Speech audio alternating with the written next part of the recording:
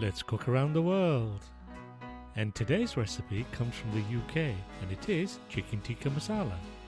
I know what you're thinking, Ramo, aren't you cooking a curry? Yes, I am, and as this is a curry, you'd think it was from South Asia. However, although the chef was from Bangladesh, it was actually created in the UK. In fact, it has now become so popular, it's the country's national dish. And that's no mean feat when you consider some of the other classics such as shepherd's pie, roast beef dinner, and of course, fish and chips. There are 4 stages to cooking the perfect chicken tikka masala.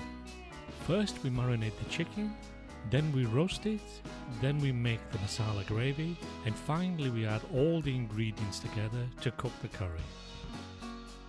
And as always, a full list of all the ingredients are available at the end of this video. Cut your chicken pieces into 1-inch cubes.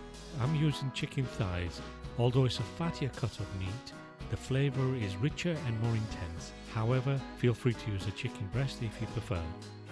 Add the yogurt, the lemon juice, the mustard oil.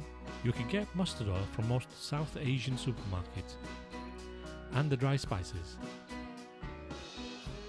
Next, mix all the ingredients together. You can use a spoon if you like, but I find for the best results, nothing beats using your hand. It's the best mixing utensil there is.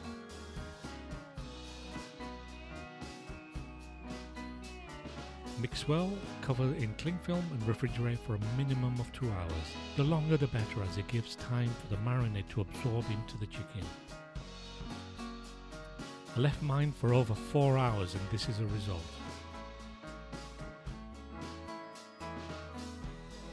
Next, we roast the chicken, and here's a top tip for you.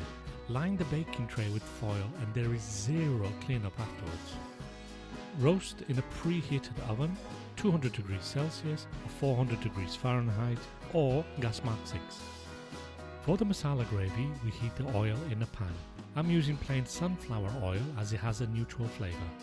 Add the aromatics and cook for about a minute just to warm them up. Next, add your onions and fry until deep golden brown. Fry them on a medium heat. I think the biggest mistake people make when cooking a curry is not to brown the onions enough. For this, you need time and a gentle medium heat. We don't want the onions to be burnt on the outside and raw in the middle. Now add your garlic, ginger and chilies and continue to cook for another couple of minutes. Next, add the tomato puree. Add a dash of water if the pan looks a little dry and things start to stick to the bottom.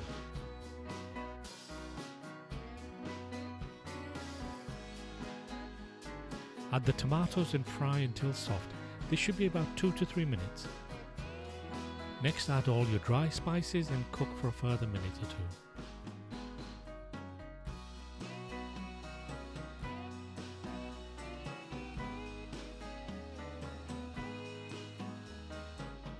Add the passata and stir well until everything is thoroughly combined.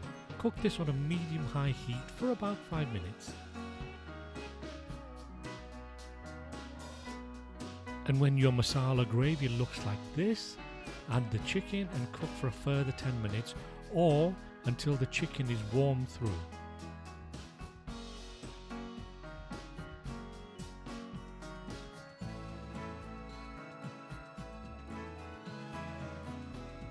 Stir on occasions to stop it sticking to the bottom. And now add the coriander and add salt to taste.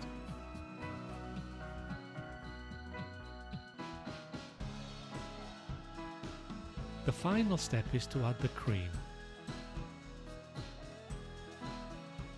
Allow this to heat through for about a minute or 2 and your chicken tikka masala is done. Serve this with either rice or naan. And now for the all-important taste test.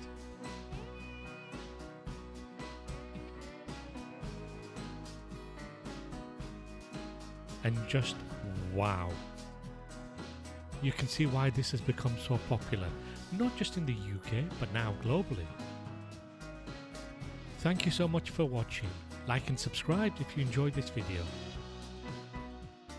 and please leave me a comment to let me know how you got on. And as my friends say in the UK, enjoy your meal.